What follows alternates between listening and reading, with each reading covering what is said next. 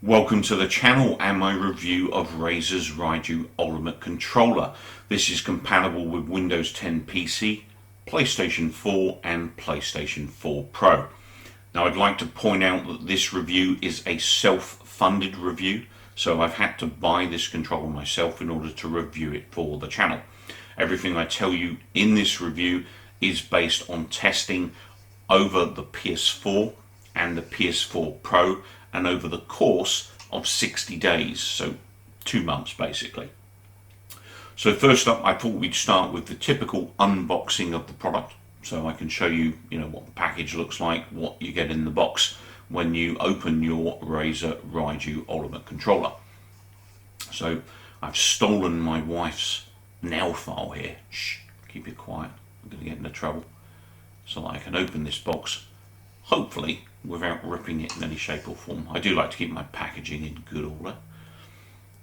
So once we open her up, the first thing we see, and this is one of the key differences between the Tournament Edition and the Ultimate, is you get this nice carry case. So it's quite a soft feeling cloth, this. And then we remove the box cap, and then underneath there we've got our product manual, once I get it out, and also our Razer customer statement with all the information about how to reach Razer. So it's quite a thick manual this, it's multiple languages. There's probably a good, say 10 pages of English at the beginning. And inside we've got some funky Razer stickers, should you feel the need to slap those all over your console or your PC. The manual's pretty good, does explain everything you need to know about the controller, how to use it and stuff.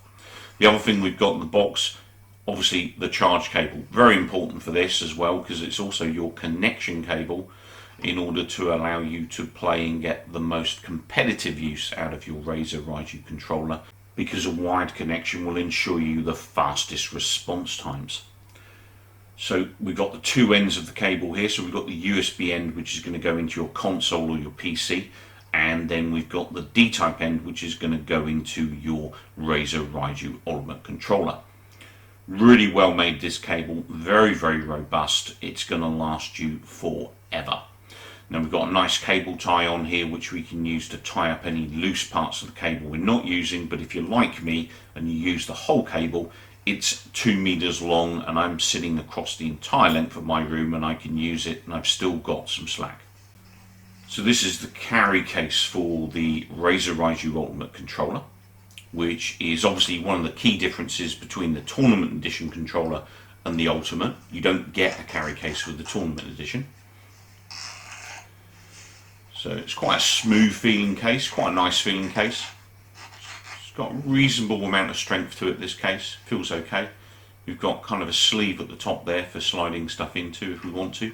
Going to pop the controller to one side at the moment, and then we've got a nice Razer emblem underneath, and then we've got our interchangeable D-pad, which is one of the selling points for me, because that obviously is going to be great for beat 'em ups hopefully. And then we've got our two interchangeable thumbsticks, which I'll go into a little bit later. The Razer Raiju Ultimate Controller version that I'm reviewing here is the April 2019 model, so do be aware of that. Now, the controller itself feels very weighty.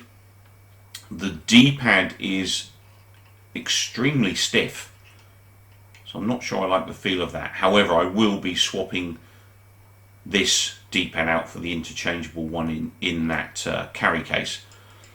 The square, triangle, X and circle buttons have minimal kind of travel. They've got nice little clicks to them, quite like that.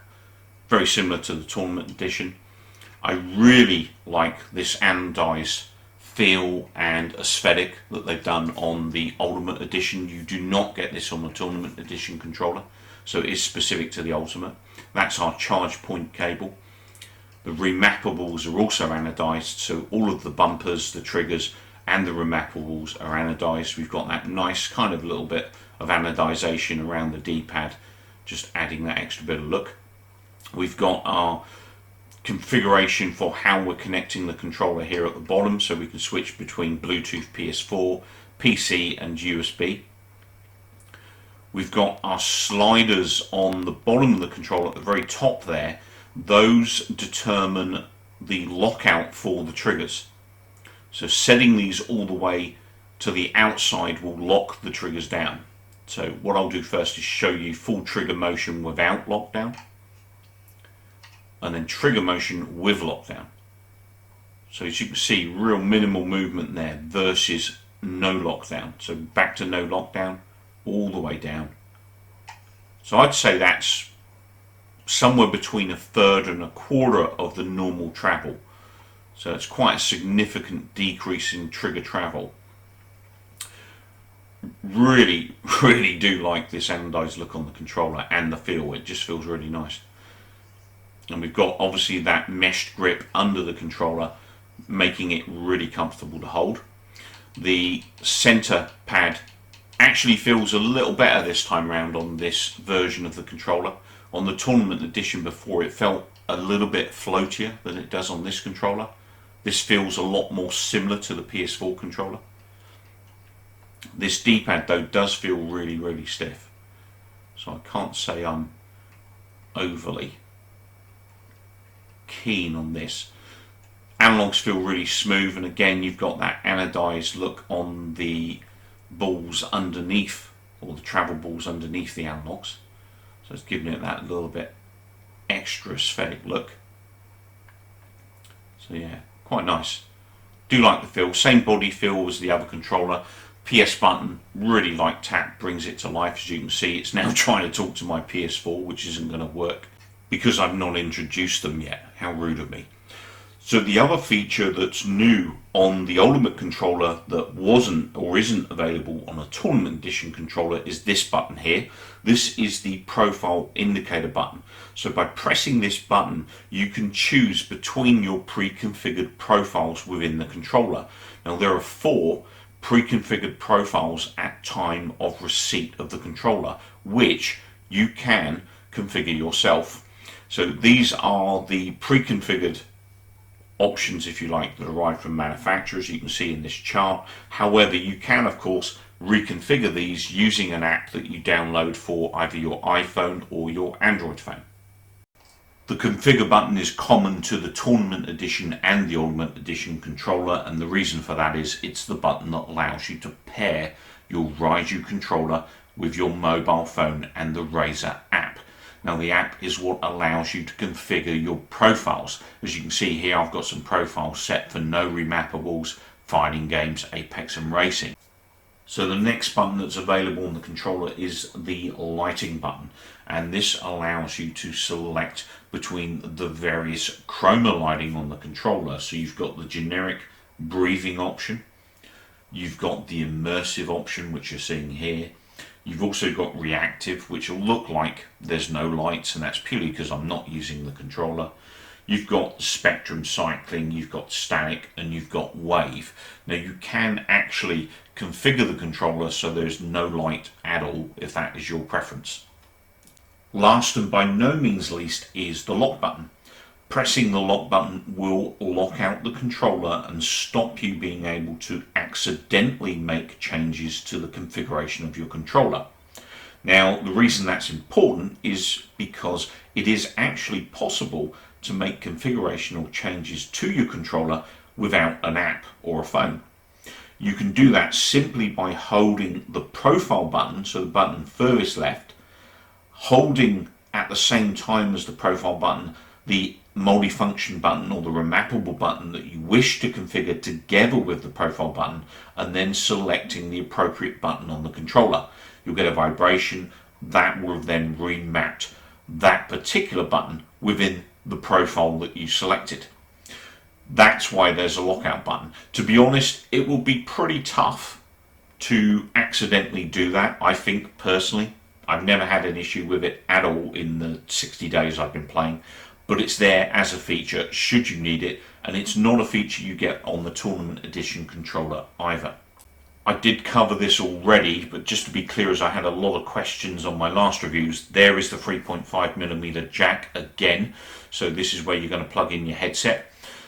Grip on this controller is really nice, very similar to the Wolverine controller if you're an Xbox controller player, or obviously the Tournament Edition controller if you're a PlayStation 4 player. Very nice grip. I do struggle with controllers with smooth grips, and I really like the feel of this.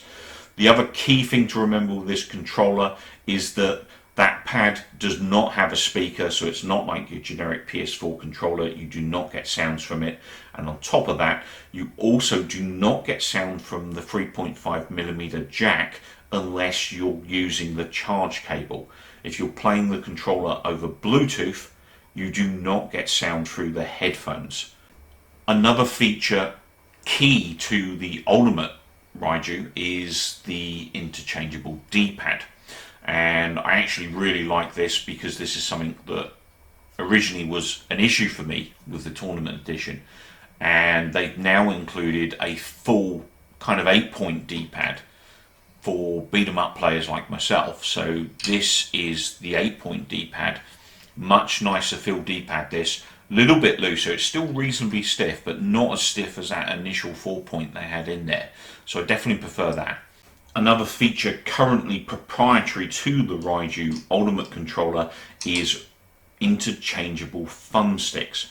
So basically there are 2 additional thumbstick choices you get with the Raiju Ultimate as follows. You've got the half mushroom style, and you've got a kind of extender to the target style, so you can actually raise up one of those analogs. You only get one of each though in the package. Pairing your Razer Raiju Ultimate controller is a cinch. Simply press the PlayStation button and the share button on the controller. It'll go into pairing mode, and you'll see that because the chroma lighting will change to a flashing blue. Then simply go to your settings, Bluetooth devices, and select the Razer Raiju Ultimate controller. At that point, your controller is talking to your PlayStation 4. The battery life of the Razer Ultimate Raiju Tournament controller is a respectable 11 hours. I've actually tested that multiple times over the 60 days of testing, and I found that on many occasions I actually got slightly more than the 11 hours play out of the controller, so no issues with battery life at all. So lastly, and most importantly of all, gameplay. How does the Razer Raiju Ultimate play games? And how good is it? Does it have drift issues? Well, after 30 days of solid testing, I was playing a lot of FPS, I was doing a lot of Apex Legends, Blackout 4, even some of the older CODs like Infinite Warfare on zombies, World War II on zombies, even some online, FPS, Team Deathmatch, Free for all that kind of stuff. I also did a bunch of beat 'em up stuff, so I did some Street Fighter 5, I did some Super Street Fighter 4 Ultra, I did Injustice 2, Mortal Kombat X, Injustice. I even played games like Skyforce, some of the older style shoot 'em ups and stuff. I also jumped into obviously GT Sport, being as that's the most kind of advanced driving game that we've got at the moment on PlayStation 4. Found the controller really good. I did, unfortunately, some of my very last testing was Rainbow Six Siege, and that was around about day 28, 29 of my testing, and I saw my very first drift issue, to my horror. So I kept testing, and I only actually saw 2 drift issues in those 20 or so days. So I went on to Razer's website, downloaded the latest firmware, which is a 1.05 firmware, so there is a new firmware for this controller. And since putting that on the controller, obviously what I did then was focus a lot more on Rainbow Six Siege. Played a bit of multiplayer. I also played a lot of Terrorist Hunt stuff because I like my Terrorist Hunt. Didn't see any more drift issues at all. Played a ton of Blackout and Black Ops 4. I played a hell of a lot more Apex Legends. I've even set up my own, profile that I played with a little bit just to try and get, nicer config. And I'm actually having a bit more success with Apex Legends since playing around with my profile. I spent a lot more time with beat 'em ups and that 8-point D-pad, and that 8-point D-pad really is a godsend for this controller. It makes a big difference over the Tournament Edition. It's so much easier to play fighting games with that interchangeable 8-point D-pad. But overall, the Ultimate Edition controller is a vast improvement over the Tournament Edition, and most importantly, it's a vast improvement from the 2019 generation model, which is what I'm reviewing here, remember, versus last year's model, the 2018 first release. There's been a lot of changes to this controller. From what I've seen in 60 days of testing, all of it is positive. Drift issues are practically non-existent. As I said, I've only seen 2 drift issues in 60 days of testing. The last 30 odd days of testing, I've seen no drift issues at all. So I'm pretty certain they're a thing of the past. I love the new features like the interchangeable D-pad. The analogs, I would have liked to have seen a few more options for the analogs in terms of interchangeability. I like the button features at the bottom of the controller, you know, changing your lighting and stuff. Changing your profiles on the fly is a great feature too. I would love to see them get this speaker working in the controller, but obviously it's, you know, it's not critical. And I'd also love at some point to maybe hear my games if I'm using the controller over Bluetooth. Overall, with my experience of the Razer Raiju controller and all of the aesthetic changes, as well as all of the functionality changes with this controller, as well as all of the testing I've done with this controller, I give the Razer Raiju controller a well-deserved 9 out of 10. Thoroughly recommend this, but remember, this is the 2019 model from April this year that I'm testing, not last year's model. That model had a lot of issues. So the 2019 model, that is what you want to go for. This is a great controller. I hope you've enjoyed the review. I've really enjoyed testing this product, and I've kept it. You know, this is my baby now. This is when I play my PlayStation 4 and now my PlayStation 4 Pro. I finally upgraded. Thanks again for watching. If you'd be kind enough to maybe like the video, if you found this review in any way helpful, maybe drop me a like, maybe subscribe to the channel. Take care, keep well, and most importantly, come back soon.